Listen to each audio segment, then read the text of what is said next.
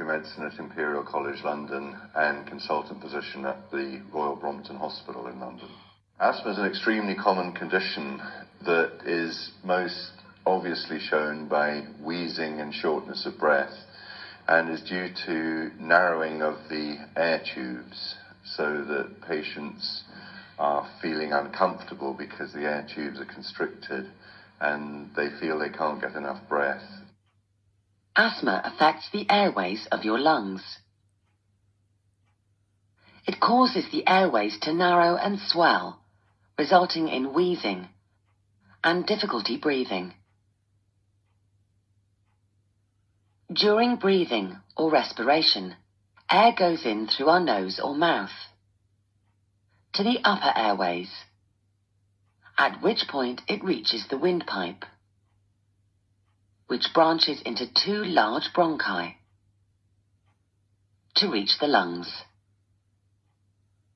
The lungs are protected by the rib cage, which also contains the muscles that control your breathing.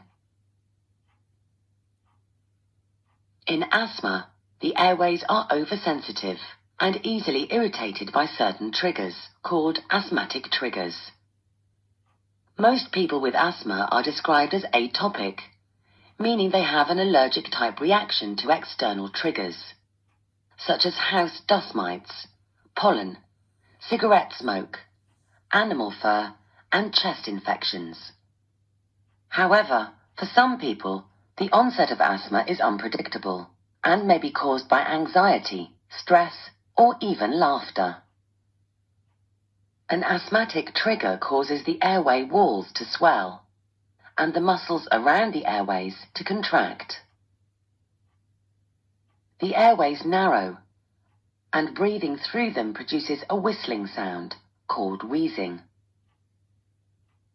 Mucus is produced from the lining of the airways, which clogs up the narrowed airways further and causes coughing. This makes normal breathing more difficult, producing symptoms of asthma that can be mild, moderate, or severe and life-threatening, where hospital treatment is needed. The narrowing of the airways is reversible if the trigger is removed, or if the inflammation is treated medically. Therefore, preventative treatment is used and can be managed by the patient themselves. Unfortunately, there's no cure for asthma, but the vast majority of patients can be controlled for most of the time using currently available treatments.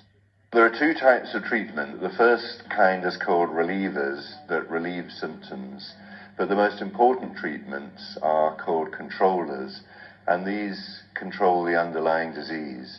And by far the most effective controllers that we have are inhaled steroids. Inhaled steroids are very safe and very effective and have revolutionized the management of asthma. For some patients, we now give steroids in combination with a long-acting reliever, and this combination is very effective. Many patients are worried about having side effects of taking steroids, but the doses that we need to use for most people are actually very low, and they're not causing any long-term problems. Asthma seems to be increasing throughout the world, in every country, and it seems to be linked to westernization of countries. So something about the Western lifestyle is associated with this increased amount of asthma. And the sort of factors that may be important are changes in diet with less fresh fruit, for example, air pollution, and the fact that people are less likely to have infections during childhood, because infections in early childhood seem to give you a protective immune system against asthma. So probably it's a combination of all of these factors.